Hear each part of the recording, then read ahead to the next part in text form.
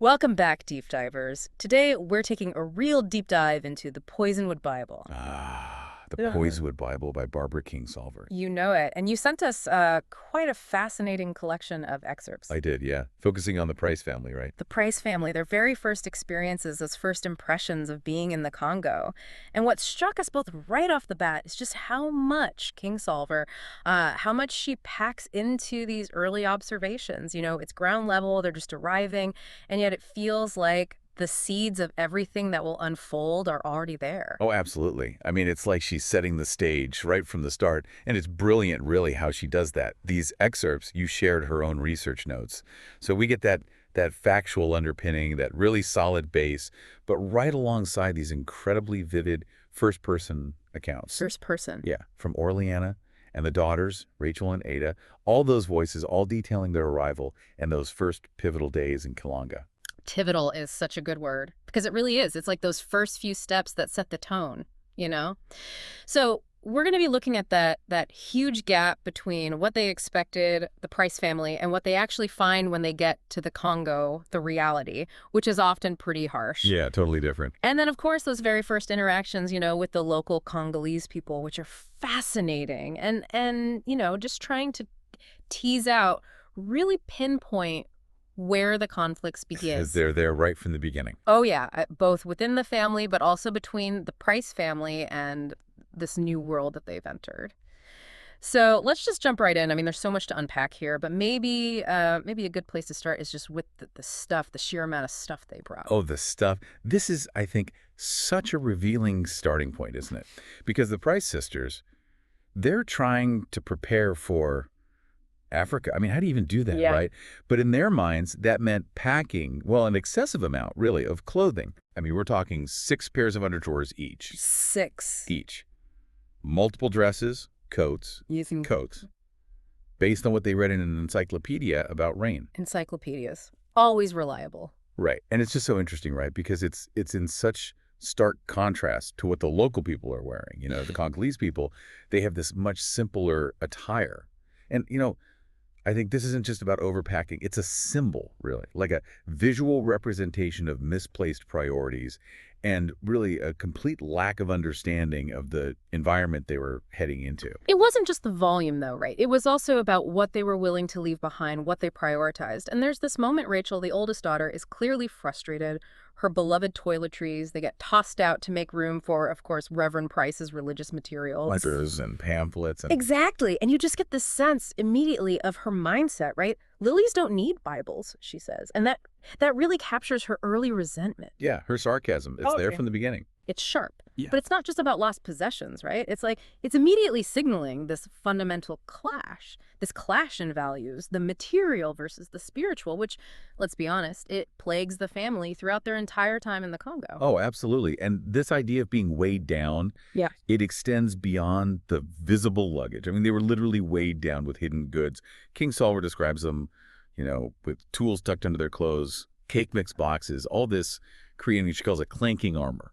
And it speaks to a deeper insecurity, doesn't it? Like this need to be protected or this belief that they could just transplant their American life wholesale Yeah. into this completely different reality. Transplant, yeah, like it's a house plant you can just move. Mhm. And they're weighed down physically, but as you're saying, I think also metaphorically, they're carrying so much baggage. Baggage, yes. So much of it. So, okay, they arrive weighed down, and what are their first impressions? What do they actually see, hear, feel when they get to Kilanga? Because, you know, safe to say it's not the idealized missionary image they might have had in mind. Not even close. Yeah. Rachel's description, it's almost cinematic how she describes their arrival. The dirt, she talks about this overwhelming dirt, like red chalk dust. It's everywhere. And it stains her fair hair, It's a very visual image. isn't it? And it instantly just shatters any romantic notions. Yeah. And then she talks about the loss, you know, just this heavy-heartedness for the familiar comforts of home, like flush commodes, for example, which is a very specific detail. It's the little things. But it's telling, right? It just underscores that immediate sense of displacement and discomfort. discomfort, yeah. Yeah.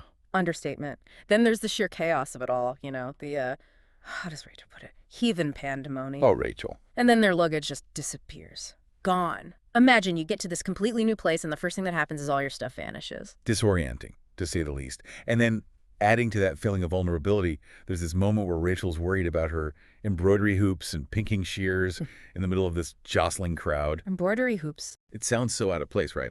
But it highlights how she's clinging to these familiar hobbies, this sense of self that is being threatened, you know? And then the first meal they have, this stark reality of eating on an oily bench made of rough logs, not exactly a home-cooked meal. It's sensory overload, all these unfamiliar sights, sounds, textures. It's a lot to take in, and you really get the sense that the cultural differences, they were just immediate, profound. And this leads to their attempts at connection, right? Or rather, to all these cultural misunderstandings, some comical, some heartbreaking. And a good example of that is Reverend Price's first sermon. Oh, his sermon. Yeah, his choice of the story of Lot and the way he delivers it, even though he thinks he's using this, gentler, simmering down tone, it just completely misses the mark. The villagers, you see their reactions, first there's this joy, then confusion, then real dismay. Women are covering their breasts. People are just leaving, not even waiting for supper. It's a disconnect Total disconnect. between his message and their understanding of the world. He thinks he's calling them to righteousness, but They hear something totally different. totally different. And it's not just about a poorly chosen story, right? It highlights this fundamental challenge, this challenge of translating not just language, but entire belief systems. He assumes there's this universal understanding of sin and redemption, but he completely misses the existing framework, the spiritual and moral framework that these people in Kalanga already have. He just imposes his view. And it's not just the religious teachings either, right? It's everyday things, like gardening becomes this source of friction. Oh, absolutely. Mama Tatama, she questions Reverend Price's digging methods. Worm grub, she asks. Like, Yeah. what are you doing? And her advice is so direct. Make hills, she says. Kill. And then very firmly, he won't be grow. She knows what works. She has generations of experience with that soil. But he dismisses her knowledge because he thinks his Western agricultural knowledge is superior. It's that arrogance, yeah. And then, of course, the failed Eastal pageant. Another example, another cultural chasm. The idea of this all-male cast as Roman guards, the villagers barely attend, and then there's this initial resistance to even depicting the resurrection of Jesus. Like, isn't that the whole point? Right. And what's fascinating here, the lack of women participants, it's because there weren't any women at the services to speak of in the first place. So this expectation that they would suddenly participate in a play, it was just completely unrealistic. And then Reverend Price being opposed to portraying the resurrection. I mean, come on, it's a central tenet of Christianity. It just shows his rigidity, doesn't it? Like any deviation from his very strict interpretation, and he just can't handle it. Fear of syncretism, maybe? Like anything that blends, anything that mixes, it's a threat. A threat. Yeah. And then they try to be friendly, right? Mother Price, she puts so much effort into this picnic. She fries all this chicken. It's supposed to be a peace offering, but even that is fraught with tension. Oh, yeah, because while she's doing all that, Reverend Price is completely distant. He's preoccupied with the lack of baptisms, his desire to be dunked. Dunk? It's like he's so focused on the ritual of baptism that he misses this chance, this real opportunity for connection, for understanding that the shared meal could offer. He misses the point again. It's that narrow focus, maybe a lack of empathy for the cultural nuances, the very different way of life in this new community they've entered. And amidst all these, awkward attempts at integration, they are having these individual encounters. The family, they start making observations about life in Kilanga, and we get introduced to these common titles, right? Tata and Mama.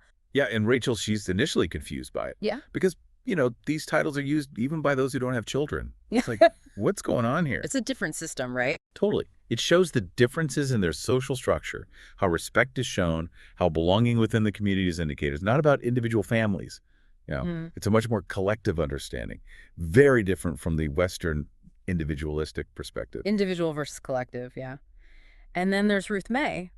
She's so young, and her observations, they're just so unfiltered, so innocent. Like, she calls Mama Tataba Mama Tater Tots. Mama Tater Tot. Or she's fascinated by Mom Monaz's burns, and her limited mobility. But then she also talks about things like the burning roofs made of sticks and hay. Yeah, and the tarantula spiders and the bananas. Yeah. You get this really vivid picture, a child's perspective on the realities of daily life in Kalanga. It's unfiltered, unvarnished. And it's interesting, right? Because, sometimes it's insensitive, unintentionally, but it also represents this openness, this lack of judgment. Compared to her older sisters, She's just engaging with what she sees. Much less critical, much less self-absorbed than, say, Rachel. And speaking of the sisters, Rachel's self-perception is, it's really something. She's constantly comparing herself to Leah and Ada. Oh, constantly. She's so proud of her academic achievements back in Georgia, Yeah. especially her quickness at mathematics, which she clearly sees as like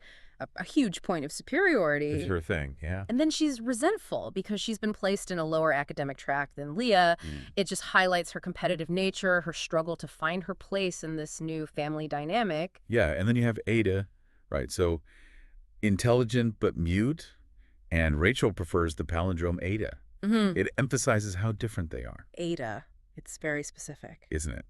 And, Rachel's still focused on her status back home, frustrated with her current situation. It's all very surface level compared to the deeper adjustments her sisters are making, albeit in very different ways. Ada, with her unique perspective, often reflected in her, linguistic play, it really hints at this rich internal world she has, this different way of processing the chaos around them. This chaos. And then, of course, there's the rain. The rain. The rainy season arrives, and Rachel, she calls it a plague. And it's not just rain, right? It's raining all sorts of creatures. It's biblical, really. It's intense, and it's another way that their expectations are just completely blown out of the water. Literally. Literally. So in the midst of all of this, you have this parrot, Methuselah. And he becomes this really significant figure, almost like a barometer of the changing atmosphere, both within the house and within the community. It's fascinating, right? Because he can mimic words, but he can also mimic the specific voices, the inflections of the people who speak them. He's got a good ear. He does. He imitates Brother Fowles, Mama Tataba, even has this, crude understanding of phrases like piss off. And it suggests something more than just repetition, doesn't it? There's an awareness there. A real awareness. And it's almost like he's foreshadowing. The Price family, they're not really listening to the community. They're not integrating. And Methuselah, he's this echo of the voices they're ignoring. And then there's this dawning realization, as Kingsolver puts it, that he could potentially reveal secrets. He could spill the beans. He could. And it adds this whole other layer to his presence. He's a silent observer. And, he could expose the families, maybe their less than saintly thoughts. Their hypocrisy. Exactly. They're not alone. They're not unheard. Secrets have a way of coming out. And he's a constant reminder of that. A feathered reminder. And this leads to the different perspectives within the family itself, right? About this whole mission. Reverend Price, of course, he's got this unwavering belief in his righteous path. Everything is a test from God. Every hardship, every setback, it's a test. And, his conviction, it's absolute. Everything he does, he sees it as a testament to his humility, his servitude to God. Adapting to African gardening methods, that's just a sign of his humility, and he's expecting a divine reward for it. He's keeping score. It's transactional, right? And his interpretation of these hardships, it's telling they have to be delivered through them, not out of them. There's no escape, really, in his mind. No questioning, no flexibility. None. But then you have Leah. She's much more pragmatic. She actually questions God's obligation to provide for them. She dares to question. She does. It's this direct challenge to her father's unwavering faith. And then there's that moment where Reverend Price forbids Leah from bringing her bees. The bees. It's such a powerful symbol, right? He refuses to integrate, to accept any knowledge, any practice that originates outside his very limited worldview. The bees represent something he can't control, maybe. Maybe. And it's interesting because Kingsolver describes him as having this strange tenderness mixed with despair. Like he's aware of his own struggles, but he just keeps pushing them down. He's putting on a show. He is. And then there's Orleana. Her narrative voice, it starts to reveal her awareness, her own growing awareness of this disconnect between what they intended and the reality of Kalanga. And her description of the market day, it's so evocative. Tell me about it. It's sensory, She describes the sights, the smells, the demeanor of the vendors. It's this complex, self-sufficient community that exists outside of anything she's ever known. Completely foreign. And she feels like an outsider. Pale and wide-eyed as a fish, she says.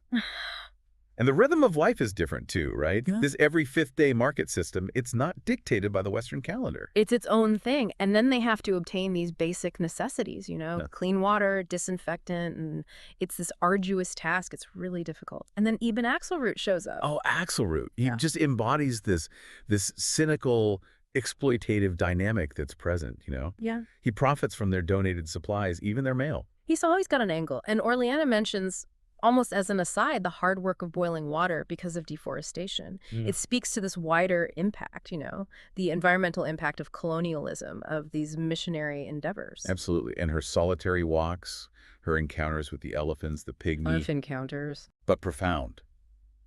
Glimpses into this world that is just so different from her own. And at first, she thinks the pygmies are children. That's how little she It's a understands. huge cultural gap. Yeah. And it leads to these clashes, right? Clashes with local customs, with authority. Tata Undu's rejection of their baptism practices because of Brother Fowl's, rather unique teachings on monogamy. It's a turning point. It is. And the chief, he's clear. They have to disavow those ideas before he can even consider endorsing their church. Local customs, they're paramount. You can't just impose foreign beliefs. Reverend Price, of course, he's outraged. Of course, he feels tested by God, and it just hardens his resolve. No compromise whatsoever. It isolates him, isolates the whole family. It's tragic in a way. And that children, they have these very different ways of engaging with their new environment. The local children, they're fascinated by the Price family, but also scared. Yeah, there's that mix of fear and fascination, and then there's this constant cry of cadeau, gifts. But they brought nothing for them. And Rachel, she tries to ignore them. It's uncomfortable. It's a reminder of her own, maybe, sense of entitlement. Yeah. But then you have Ruth May, and she connects. Ruth May, yeah. Even though she's mostly confined to the yard, she just has this lack of preconceived notions, this innocence. And Ada, in her own quiet, observant way, she has this unique perspective. Damn mad, she writes. It's her commentary on their situation. And the rain, the pestilence of rain, she describes it backward. Stekkapupud. Stekkapupud. It's just her way, right? This linguistic play is how she processes the world. That's so unique. And Rachel, she wants to connect, but she doesn't know how. She tries to use French, but it's totally irrelevant. Laughably irrelevant. And she wants to shout something, anything, to engage the children. But she just can't find the right words. The barriers are real. They are. But there are glimpses, glimpses of potential understanding. And Ada's friendship with Pascal, that's a prime example. Tell me about that.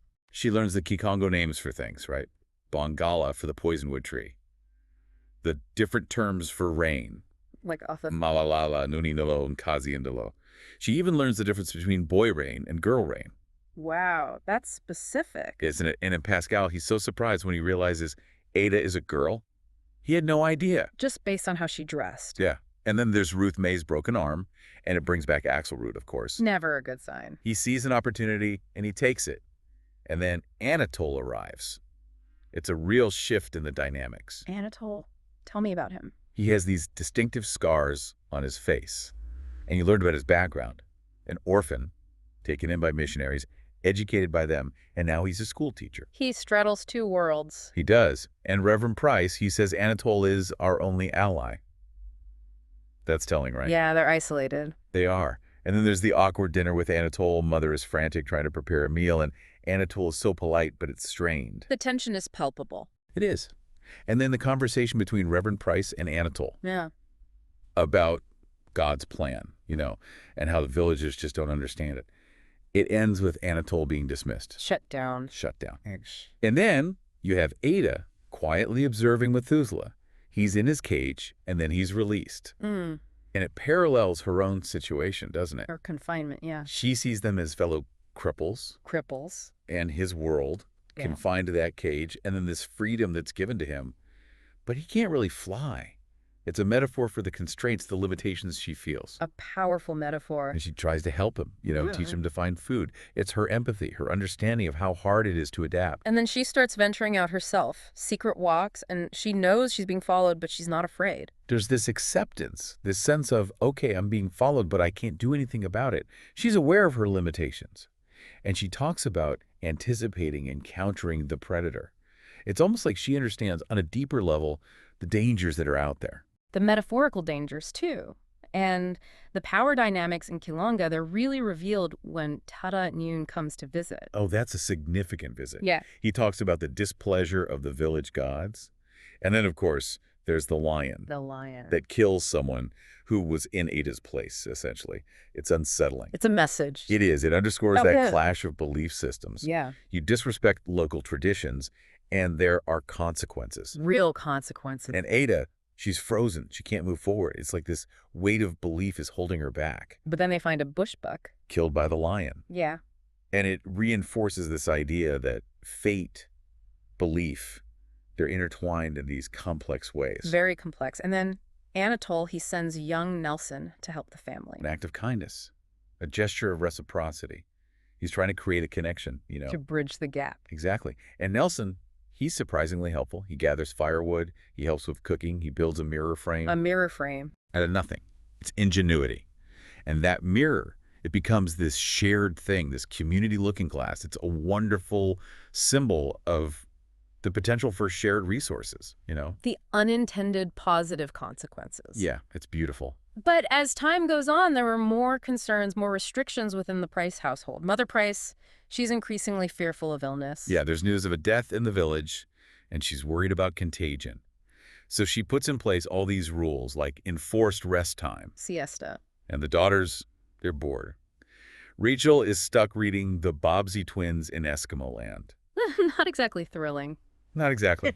And their futures, they're so uncertain. It's reflected in their hope chest items. Ada's are morbid. Rachel's listlessly working on a tablecloth. They're coping in different ways. They are. And then, of course, the Underdowns leave. They pack up and go. Because of the political climate.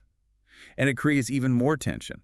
Mother Price, she criticizes colonialism. She wants to go home. But Reverend Price, he's stubborn. God's will, he says. And they're isolated. No real communication with the outside world. They're cut off. And in the midst of all this, Ada finds meaning in a poem. Carlos Williams' poem, yeah. She finds significance in these ordinary images, and it helps her to ground herself, amidst the chaos. It's her anchor. It is. And she wants to be a doctor poet, she says. This mix of science and art, it's fascinating. And Rachel, she gives this, rather naive take on the politics, Lumumba, the challenges of forming a unified government.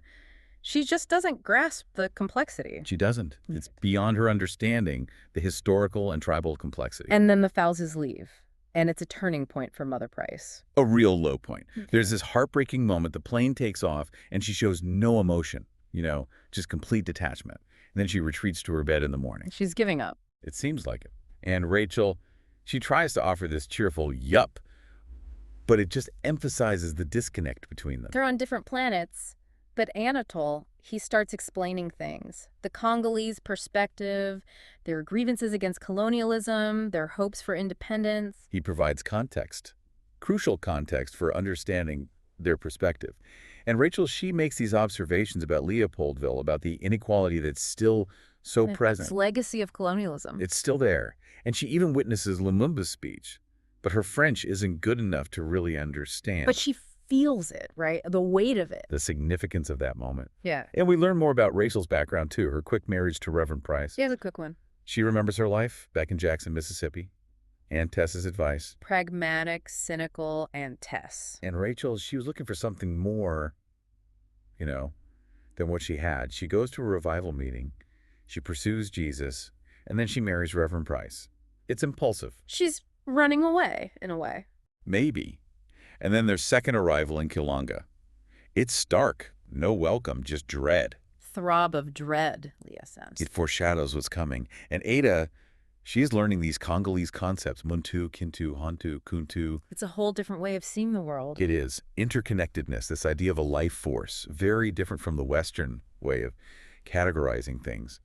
And she's still struggling to grasp it. The Benduka giraffe. Exactly. And then Nelson's concerned about Ada being a twin. His questions about the Bible and menstruation. It's this clash of traditional beliefs and Christianity. And then nature, the drought, the antlions. Ruth May was fascinated by them. Before. Now they're a symbol of this harsh reality. And Leah's connection with Anatole, it keeps growing. They have this understanding. They do. She believes in his words, even when she doesn't fully understand. And he teases her, calls her Bene. Bene? And they share a meal, rabbit stew. It's a simple act, but it's significant. It is. And then Ruth May, she starts asking about death. It's heartbreaking. Talking to Nelson, trying to understand this concept. And she has her secret word for chickens, Bidumuka. Bidumuka. A small connection to her world. And the different views on the Congolese people. Brother Fowles, he sees the good. The spirituality. But Reverend Price, he's dismissive. Judgmental. He can't see past his own prejudices. And the other missionaries, they leave. It isolates the Prices even more, and Mother Price, she's desperate to escape. She sees the writing on the wall. And Ruth May, she's getting worse. The fever won't break. Our Mother Price tries to find a doctor, but... There's no access to real medical care. It's desperate. And Methuselah dies. Bird heaven, Ruth May says. And the village children, they get gifts from the departing missionaries, a moment of joy amidst all the hardship. A little bit of light. And then Tada Nudu makes his offer. To marry Rachel. The Price is trying to get help for Ruth May, and Tada Nudu, he offers gifts. But Nelson, he explains it, is Kukwela. He wants to marry Rachel. The cultural misunderstanding. Mother Price is shocked. Rachel is outraged. And Reverend Price, he punishes Rachel for protesting. He can't see her perspective. He can't. And then Rachel gets engaged to Axelroot. To avoid marrying Tada Ndu. A forced engagement. She hates him. She tries to maintain her boundaries, and Axelroot, he's telling these outrageous stories. About the CIA, about his exploits, but it highlights the political unrest, the danger. And Rachel's birthday, it passes unnoticed. They're too preoccupied with their own problems. They can't see her needs. And perceptions are shifting. Ada is seen as more normal, while Leah, with her hunting, she's judged. Just breaking norms. And their conversations about race, about independence. Nelson and Rachel, they talk about expectations, about financial aid. And different ideas about progress. Ada makes that observation about her father, wheels on a goat. It sums it up, doesn't it? His ideas just don't fit. And Rachel, she has another unsettling encounter with Axelroot. He crosses boundaries. And the threat, the political threat, it intensifies. Axelroot mentions the bounty on Lumumba. $1 million. It's chilling. And then, the night of the ants. Rachel's experience, it's terrifying. She's in hell. It's the breakdown of everything, of any sense of order. And the chicken bones afterwards. A premonition? Of what's to come. Yeah. In book 4, it starts with that quote from Belle and the Serpent. A foreshadowing. Lumumba's journey, hampered by practicalities, by the lack of communication. The fragile state of the nation. And Orleana, she talks about her detachment from the historical events because she was just trying to survive. The personal and the political. Reverend Price gives this simplistic retelling of Belle and the Serpent. He misses the nuance. And then he confronts Tatandu, rage versus wisdom. Tada and Du, he asserts his people's history, their own wisdom.